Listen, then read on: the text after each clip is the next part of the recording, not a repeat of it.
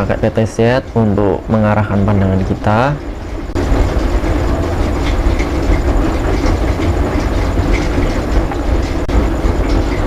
Kemudian ini ada selamat datang di channel Wong Niat. Video ini saya akan memberikan tutorial yang cepat dan mudah untuk mengoperasikan IP kamera ini. Ini menggunakan aplikasi V380 Pro. Ini dia di dalam dus ada kelengkapannya sebagai berikut: adaptor, kabel USB sama seperti HP kita, adaptornya 5 volt 1 ampere, kemudian baut tune, bracket untuk pemasangannya, dan buku manual. Ini ada buku manual. Ini bracketnya bisa dipasang seperti ini. Ketika sudah ditempel, nanti diputar aja kameranya seperti ini. Lumayan susah ya, lumayan berat, tapi ini nanti bisa supaya kuat di atasnya, nggak mudah gonjang-ganjing. Langsung saja saya kasih tutorialnya. Ini kita colokkan powernya. Ini bisa menggunakan cas HP juga karena tegangan, voltase, dan portnya sama. Ini saya pakai ini aja, charger HP.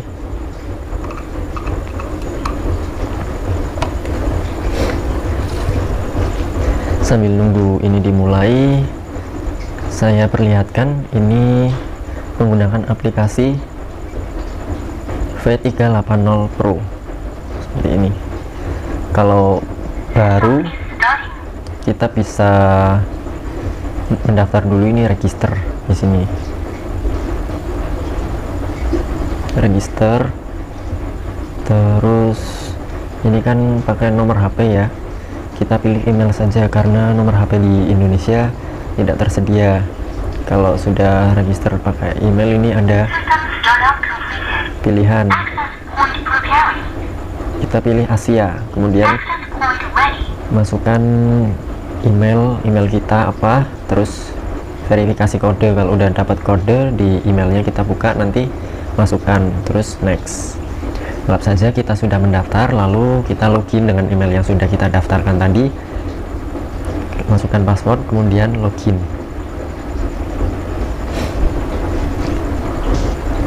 Ini sudah ready.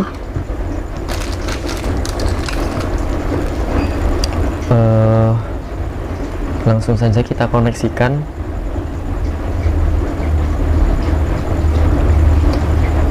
Tanda plus ini add kamera, kita tambahkan kamera ini, next. Setelah itu WiFi connected, add device ID, kemudian please input device ID. Bisa kita ketikkan, bisa kita scan barcode. Kita scan barcode aja. Oh, ini device ID-nya.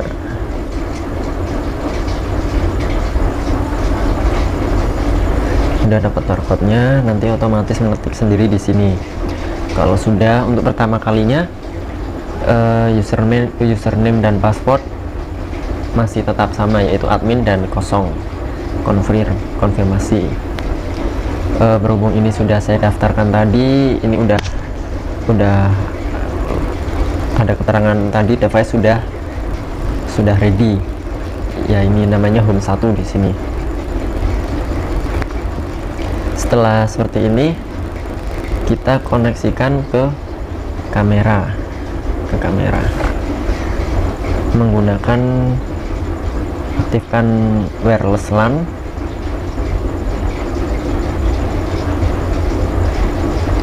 Terus kita koneksikan MV 14 sekian ini wirelessnya yang dipancarkan atau ditetheringkan sama kamera ini.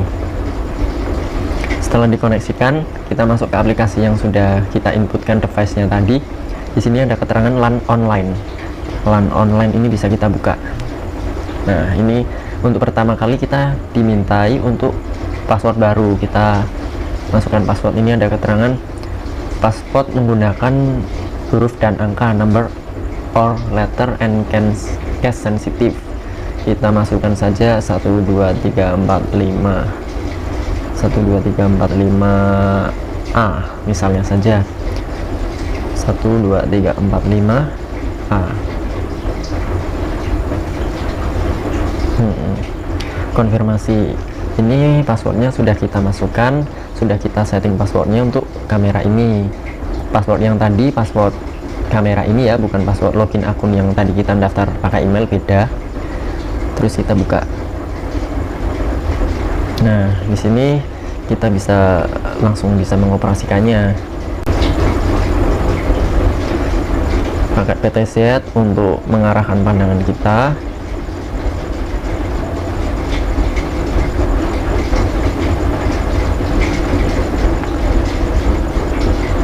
Kemudian ini ada SD, bisa kita klik.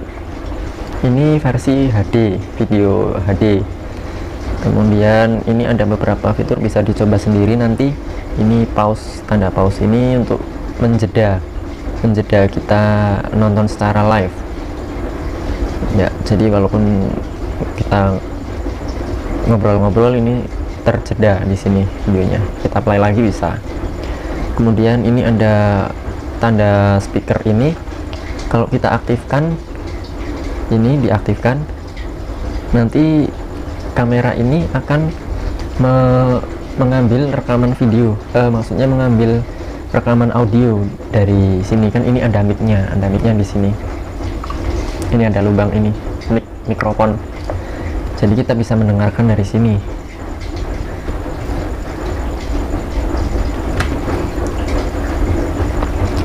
Terus ada snapshot untuk kita mengambil gambar secara langsung. Kalau saya pencet ini langsung masuk ke galeri kita. Begitu juga record. Ini kalau saya pencet record, nanti merecord video secara langsung. Nanti kita stop, nanti videonya sudah siap di galeri kita. Ini ada reply. Reply ini buat melihat yang sudah direkam. Walaupun kita tidak menyalakan aplikasi ini, kamera tetap merekam selama kamera ini dipasang micro SD. Micro SD di sini slotnya maksimal 64 GB. 64 GB itu mungkin dengan pengaturan event recording bisa sampai 2 bulan mungkin. Soalnya saya menggunakan 16 GB itu bisa 2 minggu. 16 GB 2 minggu. Tapi tergantung dengan rekaman dan pergerakan kita juga. Kemudian ini ada more. Inversion ini kalau diklik nanti akan dibalik. Jadi kita kebalik seperti ini. Ini buat pemasangan kalau di atas plafon, kan otomatis kameranya harus dibalik ya. Ini saya kembalikan, lihat. Nah, ini kembali. Terus prism PTZ ini buat menyimpan posisi kita. Jadi kalau posisi sudah seperti ini, kita klik ini menambahkan posisi yang sudah kita simpan. Jadi kalau suatu saat kita menggeser, posisinya sudah berubah, maka kita bisa tinggal klik ini saja untuk mengembalikan posisi yang semula yang kita simpan tadi. Ini misal saya sudah geser ya ke atas, sudah digeser ke atas, kita kembalikan lagi posisinya ini ke yang tadi. Nah, otomatis kembali.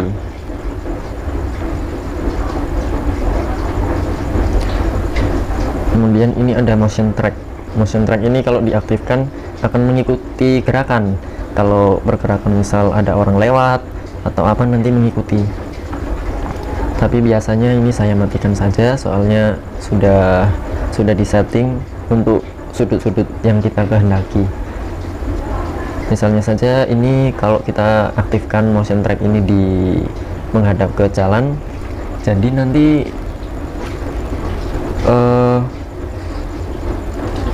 kamera ini akan gerak-gerak terus karena banyak kendaraan yang lewat, jadi malah kurang optimal menurut saya, tapi selera sih ya. Kemudian ini bisa ngomong, ada speaker ini kita bisa ngomong melalui HP, bisa keluar ke speaker CCTV ini ada speakernya, lubang-lubang ini di bawah leher ini. Coba tes, itu muncul tes.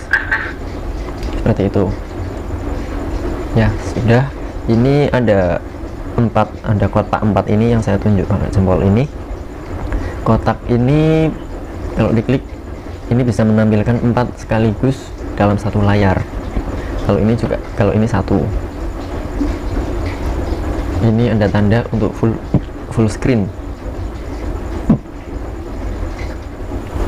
Sekarang kita mencoba untuk mengkoneksikan CCTV ini, koneksikan ke WiFi rumah kita. Misalkan rumah kita berlangganan IndiHome atau punya modem WiFi, kita bisa mengkoneksikan sehingga ini bisa online dan kita bisa memantau jarak jauh dimanapun kita berada selama ada internet di HP kita. Ini kita praktekkan. Kita masuk ke menu setting,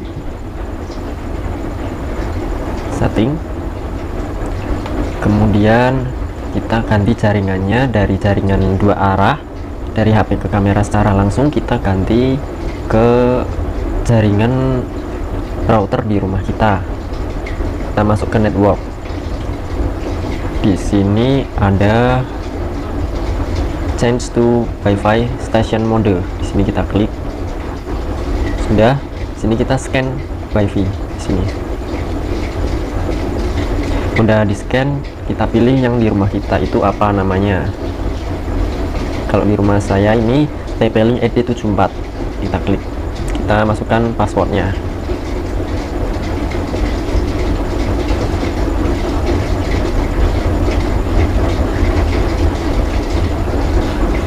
Ini passwordnya udah ada. Confirm. Nah, udah di confirm, langsung connect otomatis. Selanjutnya kita rubah jaringan di koneksi HP kita ke yang ada di rumah kita, koneksikan ke WiFi rumah kita yang tadi. Kita masuk TP-Link tadi, sambungkan. Kalau sudah disambungkan, sudah ya, ini LAN online, ini LAN. Berarti ini koneksinya bukan ke CCTV, tapi koneksinya ke router. Ini WiFi-nya TP-Link ini.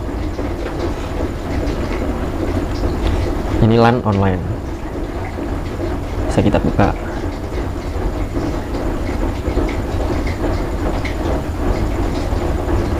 Udah.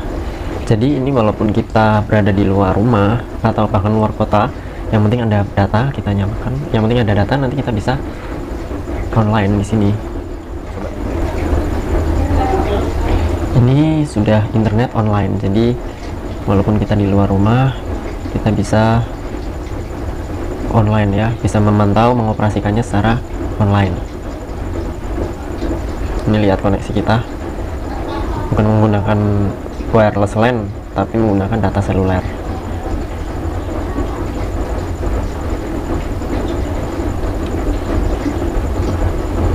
Coba kita gerakkan.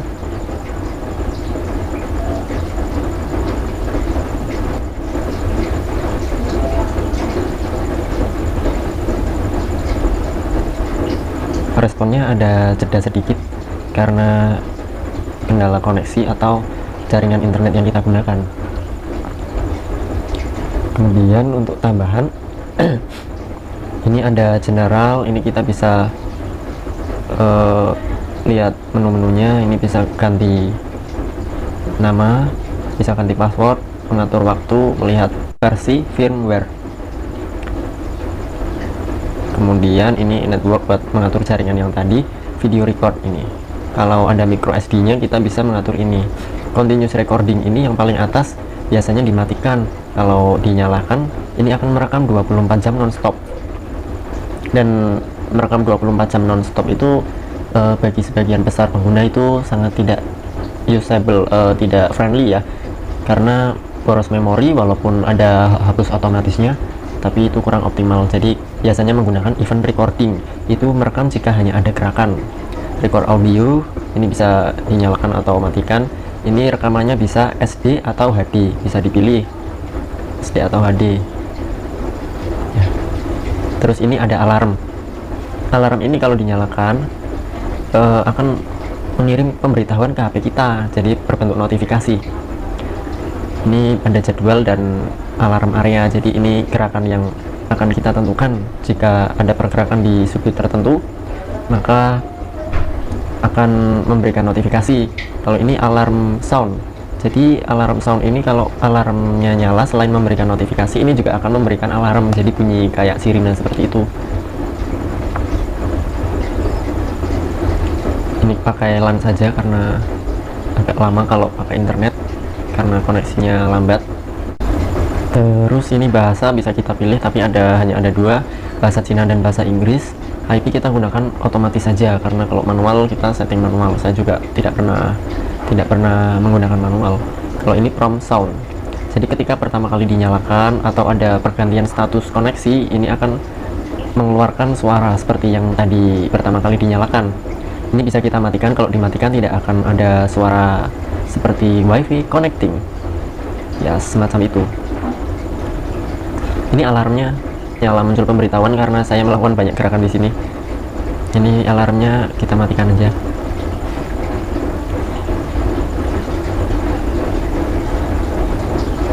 Ini alarm notifikasi nih, jam, waktunya kelihatan. Ini tadi saya kan sempat mengaktifkan dan nyala setiap saat. Ini muncul muncul pemberitahuannya. Untuk pemasangan CCTV ini akan saya berikan di tutorial selanjutnya. Terima kasih. Salam dari channel Wong Niat.